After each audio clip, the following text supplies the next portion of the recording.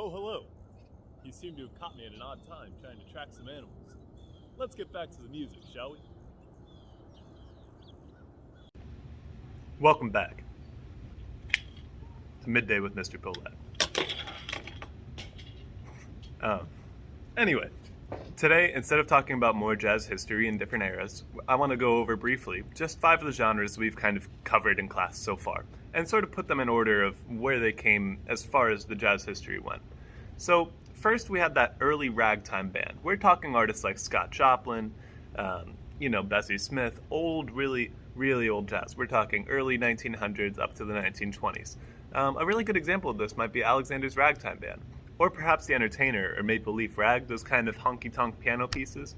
But we'll listen to a little bit of Alexander's Ragtime Band, because that one's got some singing. It's got a good example of a band that would be typically featured in ragtime.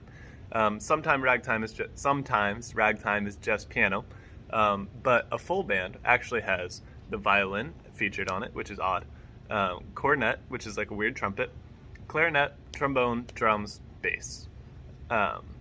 And so some good examples of this would be like Irving Berlin's orchestra. Scott Joplin actually had a band after a little while, but really he did more piano stuff. But any of these sort of really old bands would be classified as ragtime. So ragtime can be not only a piano form, but also a band form as well. So we'll listen to a little bit of the band form as well. Oh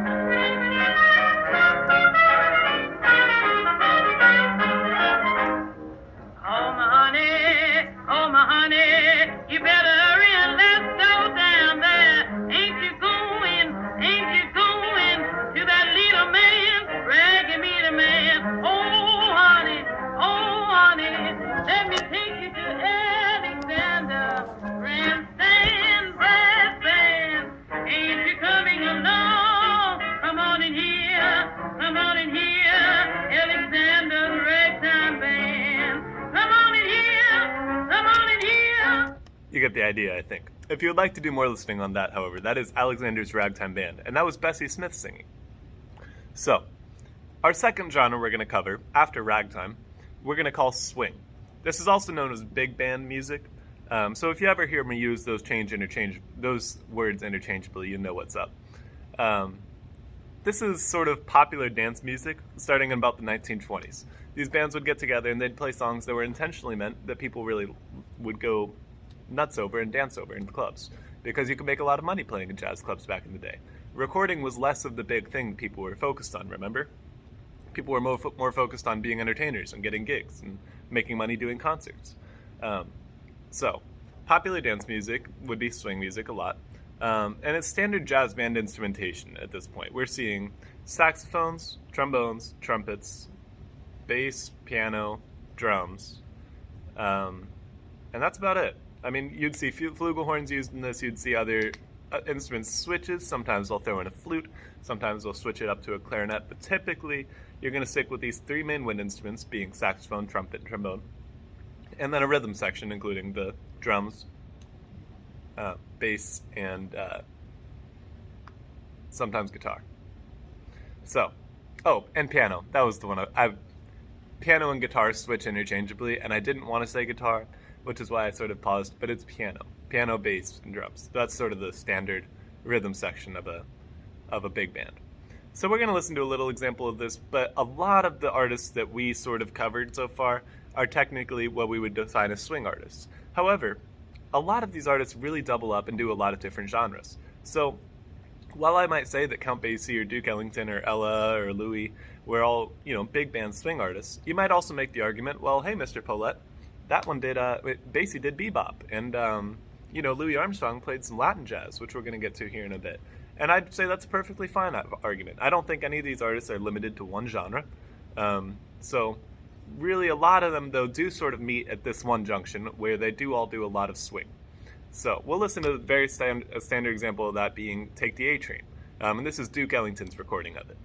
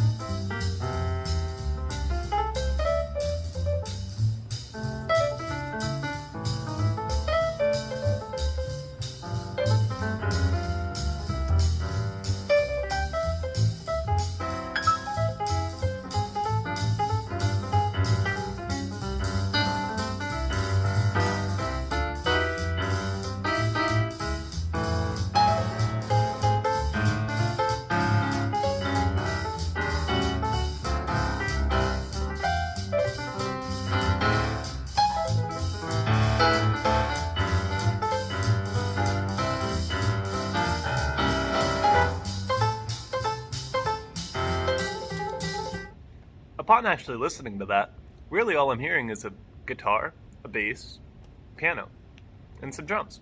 So I'm actually going to pause the recording and find a little bit of a different recording of this, where there's more of a big band feel to it. Give me just a moment. I don't think it'll even take a moment for you, because I'm going to pause it right. I think that... So, welcome back. Here's the better recording of one that features a big band.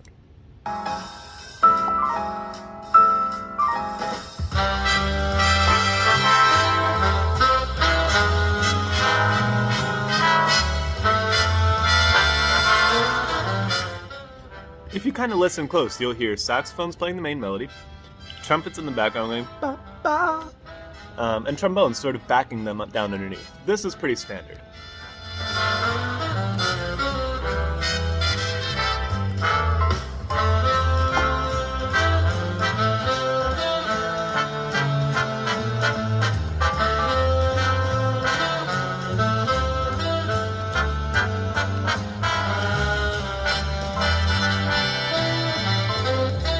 You get the idea. So, let me reopen my Spotify here. Welcome back. The next genre that I'd like to cover after we did swing is bebop. So, bebop was the one that's really defined by being difficult, including virtuosic performances. It's sort of the switch between jazz being a form of entertainment and jazz being an art style. And to do this, they sort of overcompensated, and they made everything really hard to try to make it so that not just anybody off the street could just, find a trumpet at a used instrument store and be really good at jazz all of a sudden.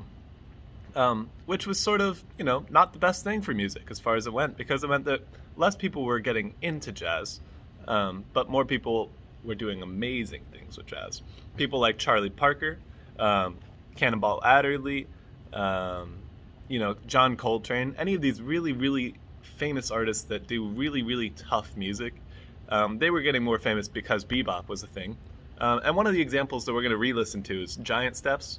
That's that really, really tough saxophone solo by John Coltrane. And I just want to look at that through the lens of remembering that right now they're trying to prove a point. They're trying to tell you that jazz is difficult, it is art, it is not just something that is just easy to do. So, I'll play a little bit of Giant Steps for you. We won't listen to it too long, because you've listened to it before.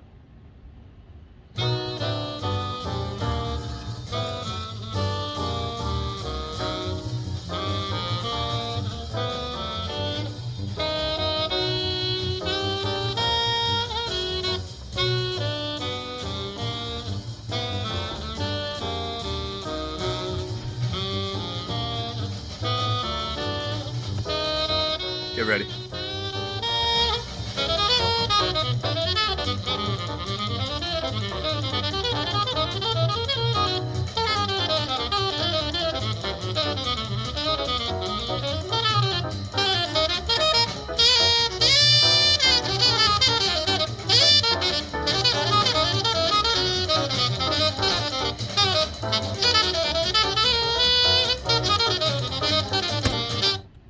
Anyway, Giant Steps. Really fast saxophone. Bebop. That's our third genre. Remember, there's only 5 that we're really talking about. There are more subgenres of jazz, and perhaps somebody who knows more about jazz would tell me that these are not necessarily the most important genres, but these are the ones we've sort of talked about as far as a historical context goes, so they're the ones we'll cover right now. But I do recommend doing a little bit further reading, doing a little bit more listening. Listening is going to be more important than the reading at this point. I can tell you about jazz all day long, but the more important thing is listening to it to sort of be able to appreciate it. The next genre that we're going to talk about is Latin jazz, or Afro-Cuban. This is a jazz that sort of found its way into America as the Cuban people were sort of still able to be in America. There were a lot of Spanish-speaking people. The border with Mexico was less guarded than it is today, so there was a lot of Spanish influence on the American people, and thus a lot of Spanish influence on jazz.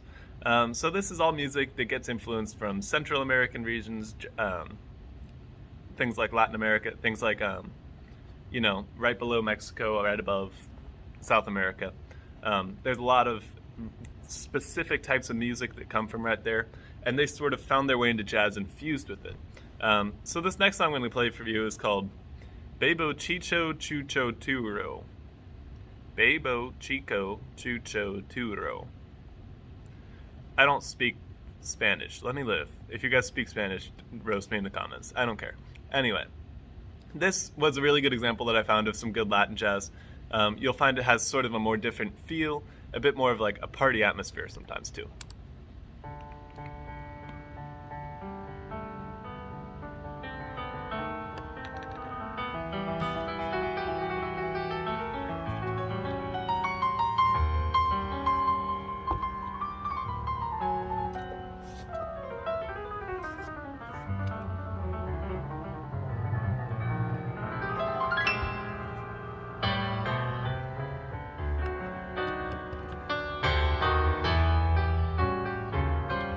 I promise it picks up.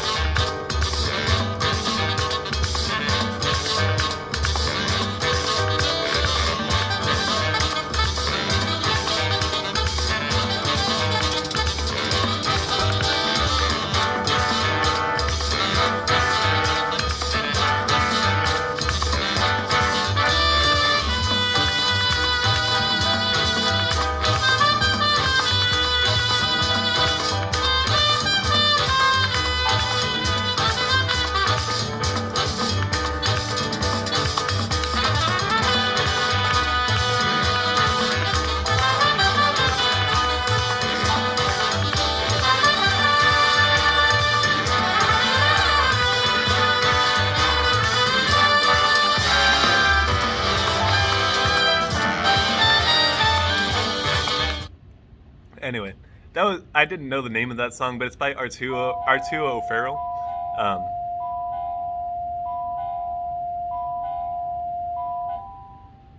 Arturo O'Farrell. Shout out to the bell. And he's really an excellent player. So I do recommend doing a little bit of listening if you have time. I understand you probably don't have a ton of time to do, listening to old jazz. I don't expect you to make time for it. But if you ever are bored and you're just looking for something to spice up your playlist with, check out some old jazz stuff. I'm making a playlist on YouTube of all the things we've sort of listened to, or at least that I've listened to. I'm not really sure how many of them are actually in the videos, because I'll save like a couple of them and be like, well, we can talk about Manteca, or maybe Dolores, or Song from My Father, or Malaguena, and I'll choose maybe one of those songs and we'll listen to it in the video. So perhaps, I'm not really sure if I can share that with you guys, because I don't think you have Spotify, or if you do, I don't know. I don't make the rules. I'm not sure what the rules are about what I can share and what I can't share. I'll see what I can do. Anyway, back to the point. Actually, to distract you guys entirely from the point, here's the announcements, so we're going to pause it. Sorry about that. It's really wild because there's only 8th graders in the building, because 7th grade is fully remote. I'm not sure if you're up to date on that, but since high school is out and 7th grade is out, it's only 8th graders, so they're only saying the announcements for 8th graders. Also, it was weird because Miss Rita didn't say the announcements. Mark said the announcements. So that was different. Anyway, so we just talked about Latin jazz, if my memory serves. So the last form of jazz that we're going to talk about is perhaps the most modern, being free jazz. This is also called avant-garde, which I looked up what avant-garde means because I don't speak French. And the definition is new and unusual experimental ideas, especially in the arts, which I thought was interesting because it's true. That is really what the definition of free jazz is. Anything that was experimental jazz, or is to this day, that's still being made, is really considered free jazz. There are no rules, there are no boundaries for what the form should be. It is only what the artist decides that they want to do, which is hit or miss. I'll give you that. The one we're going to listen to, I think, is a miss. Other people probably enjoy. We've listened to it before. It's called Rhymes. It's by Chick Corea.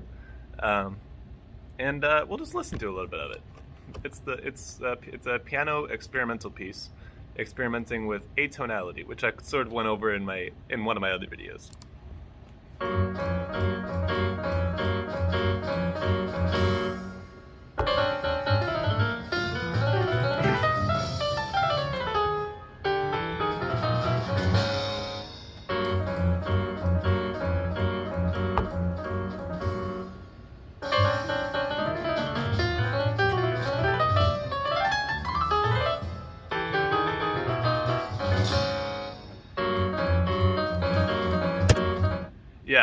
I can really only handle about 30 seconds of it, to be honest. I've listened to the whole thing. Because after I made the last video where I was like, you couldn't listen to that whole thing, you know, it gets in your head. I was like, well, I gotta give it a chance. So I listened to it, still didn't like it. It's okay. It's okay to not like music. You can still appreciate it. That's very technically difficult on piano. There's a lot of things going on there. And it's not just random keys. And the fact that it sounds like random keys is an impressive feat. Because there is order to it. If you think about it, if you were to just slam your fingers down on the keyboard and type as fast as you could, just any letters, like a jumble, and then you were to press spacebar and try to replicate exactly the last jumble, it'd be pretty difficult. So that's sort of what happens in this song, at least in my opinion, at least that I've found to appreciate it. This is not going to be a test. This is just me sort of thinking out loud to try to tell you a way that I try to find to appreciate music that even I don't like. So if you think about it, you've got your jumble of keys, and then now you have to try to replicate it. It's very difficult. So it must have taken a lot of practice. It must have been really difficult to learn, even though I hate the sound of it. I think it's kind of stupid. That's okay. It's honestly still difficult to make, and there's something to respect about it. So those were our 5 forms of jazz. We had ragtime, swing, bebop, Latin/Afro-Caribbean, and free jazz. So I hope you enjoyed today's lecture. Because I brought my whole Boy Scout uniform out of a box for you guys, so shout out. I'm just kidding. Pardon me, I had to pause the recording. I'm not sure if that caught. I just had to see how many of you had made sure you chose your artists. I need you to make sure you check the Google Classroom and make sure you pick your artist in the comments of the assignment. I think only 10 of you have picked your artist, and there's more than 10 of you. So you got to make sure you get your 1 page written. Some of you have already turned it in to me. You guys are all set for the day, all set for the week. I'm not going to assign any homework over the weekend because it's a 3-day weekend here, and I don't want to have to grade all your stuff when I get back. I'm just kidding. Really, I'm a year behind on grades. Not logistically, but actually about a week. So if your grade looks really bad in the grade book, by the way, don't stress about it. It's in any of my classes, by the way, just because I haven't entered a lot of grades. So if you had like 1 bad grade in the beginning of the year, it's probably okay. I know first quarter is ending today, so it might look bad, but I'll make sure that they get fixed. If they're not perfect, they give me some slack because I'm the new guy. So do not stress about your grade in my class. Pretty sure you're all passing. 1 or 2 of you needs to make sure that you step up, but that's okay. You know who you are. Anyway, thanks for coming to the lecture. Make sure you get your assignment turned in for today so you don't have to do it over the weekend. If you turn it in after this weekend, I'll give you only half credit now. So I'm not going to extend any more deadlines and give you full credit anymore. I can't do that anymore. First quarter's over. I'm not I'm a pretty forgiving guy, but I can't just take late work the whole time. So make sure you get it turned in today by 3:30 or 11:59. Sorry, not 3:30. I make sure you guys' deadline is 11:59 p.m. So before midnight. Anyway, have a good day.